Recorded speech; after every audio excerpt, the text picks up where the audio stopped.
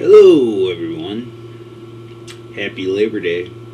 Hope you all had a great weekend. This being Monday, time for spooky places. This week we shall be talking about haunted lighthouses. And the first stop will be the Big Bay Point Lighthouse located on Lake Superior, Michigan. Built in 1896. This stately brick lighthouse might be haunted by the ghost of H. William Pryor, who was the facility's first keeper. According to Big Bay Point Lighthouse History by Jeff and Linda Gamble, Pryor was despondent after the death of his son on June 28th. He disappeared into the woods with his gun and some strychnine. It was feared that he had gone off to kill himself, and a subsequent long search failed to find him. Mrs. Pryor and her family left Big Bay on October 22nd, 1901 to live in Marquette. Over a year later, the following entry was made in the station's log. Mr. Fred Babcock came to the station at 12:30 p.m. while hunting in the woods 1.5 miles south of the station this noon. He found a skeleton of a man hanging in a tree. We went to the place with him and found that the clothing and everything tally with the former keeper of this station, who has been missing for 17 months. It said that the ghost of a red-haired Mr. Pryor is occasionally seen on the property and may be responsible for the unexplained slamming of doors. Today, Big Bay Point Lighthouse is a bed and breakfast. Interesting.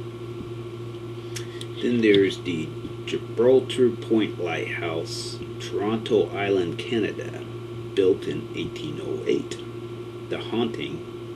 This lighthouse was so named because the governor of the time of its building thought it should be fortified as strong as the Rock of Gibraltar. The ghost here might be that of J.P.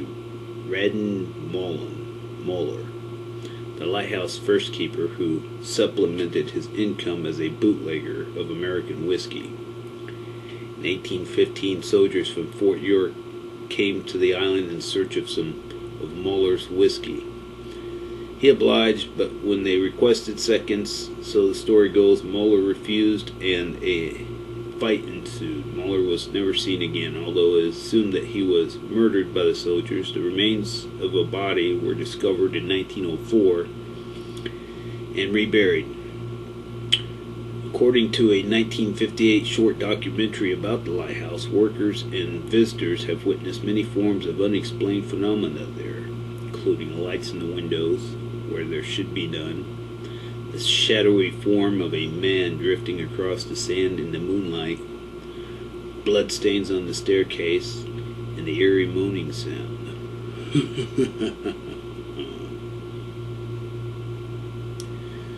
Today, the lighthouse stands unused as a historical landmark. And our last stop for this week will be the Sherwood Point Lighthouse, Sturgeon Bay, Wisconsin, built in 1883.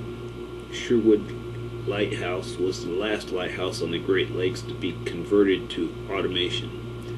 It was operated by personnel up until 1983. Today it is used as a private retreat house for Coast Guard personnel, but is open for tours to the public during the third week of May, and it might be haunted.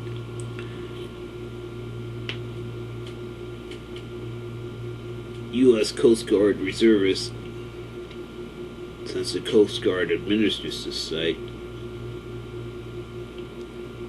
states they've heard noises at night when they stay there.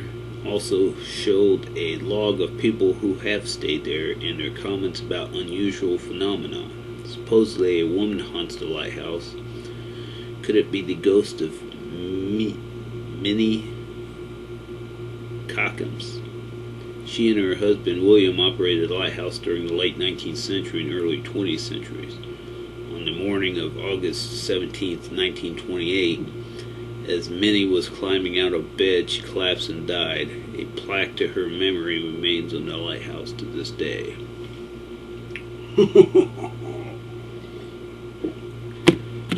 Well, that's it for this week, my friends. But as it gets closer and closer to Halloween, more and more spooky places shall we talk about.